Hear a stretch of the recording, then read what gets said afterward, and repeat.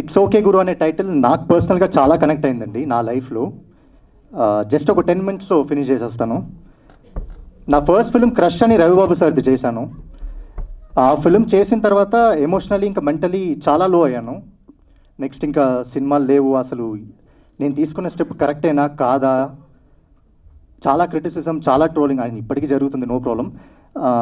So ఒక confuse స్టేట్లో ఉన్నాను. అంటే కరెక్టేనా మనం తీసుకున్న డిసిషన్, ఈ ఇండస్ట్రీ అంతా ఓకేనా కరెక్టా అని చెప్పి చాలా డౌట్లు వచ్చింది.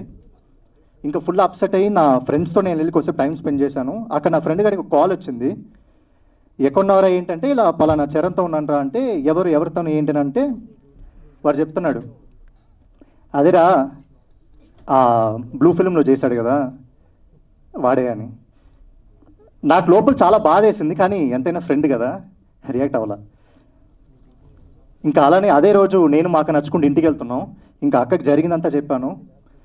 ఇలా ట్రై చేస్తున్నాను అక్క, ఆడిషన్స్ ఇస్తున్నా, ట్రై చేస్తున్నా, ఆఫీస్ చుట్టూ తిరుగుతున్నాను, కాస్టింగ్ డైరెక్టర్ చుట్టూ తిరుగుతున్నాను, ఏది వర్కౌట్ అవ్వట్లేదు, నాకు ఎందుకో భయంగా ఉంది, స్టెప్ కరెక్టా కాదా, ఇంకా డౌట్గానే ఉంది, అసలు నాకు యాక్టింగ్ వచ్చా రాదా, ఇవన్నీ నాకు చాలా తిరుగుతుందని చెప్పి చెప్పుకుంటూ ముందుకెళ్తున్నా. సడన్గా ఒక అంకుల్ ముందుకు వచ్చారు. ఏంటమ్మా అసలు నీకు కామన్ సెన్స్ ఉందా, నువ్వు చదువుకున్నావు కదా, ఇంజనీరింగ్ చేసావు కదా, ఇవన్నీ అవసరమా నీకు, ఎందుకు ఇలాంటివన్నీ, నీకు ఇలాంటి చెత్త సమయం ఎందుకు చేస్తున్నావు, చదువుకున్నావు ఏదైనా మంచిగా జాబ్ చేసుకోవచ్చు కదా, ఎందుకు అనవసరంగా టైం వేస్ట్ చేస్తున్నావు, ఇదంతా అవ్వదమ్మా, మీ యూత్కి ఎంత చెప్పినా అర్థం కాదు, 5-10 ఏళ్ళ తర్వాత మీరు రియలైజ్ అవుతారు, అప్పటికి టైం వేస్ట్ అంతా, ఇదంతా అవ్వదులే అని చెప్పారు. నాకు అప్పటికే ఇంకా బాడీ అంతా ఫుల్, అది ఏదో పెద్ద క్రైమ్ చేసినట్టు బాడీ అంతా షేక్ అయిపోయింది, మాటలు రావట్లేదు, మాట్లాడుతుంటే తడబడుతుంది, మాటలు రావట్లేదు, అలా ఫ్రీజ్ అయి ఉన్నాను.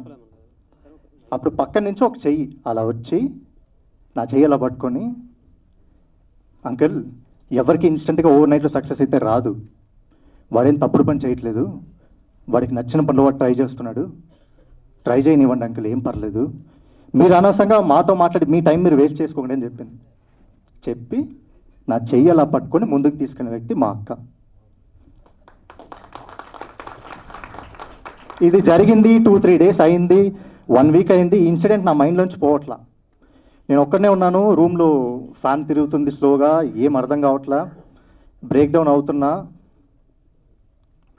అంటే ఒక పాయింట్లో నిజమే కదా, ఆయన చెప్పింది నిజమే, అంటే ట్రై చేస్తున్నా, టైం వేస్ట్ అవుతుంది, ఏం అర్థం కావట్లా, ఇంట్లో వాళ్ళ దగ్గర చెప్పలేము, వాళ్ళు ఇంకా బాధపడతారు, డబ్బులు లేవు, డబ్బులు రాదు ఎక్కడి నుంచి, వేరే పని చేద్దాం అంటే అది రాదు మనకి.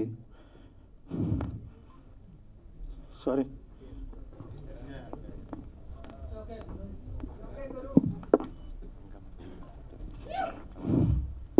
అప్పుడు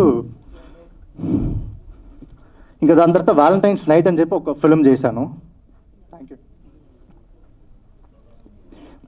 ఆ ఫిల్మ్ చేశాను, అది సేమ్ బ్యాక్ టు జీరో, సరిగా ఆడలేదు ఆ సినిమా, దాంట్లో క్యారెక్టర్ చేశాను. ఇంకా నాకేం అర్థం కాలేదు, ఫుల్ బ్రేక్ డౌన్ అయిపోయాను, ఆడిషన్స్ ట్రై చేస్తున్నా, ఏది జరగట్లేదు.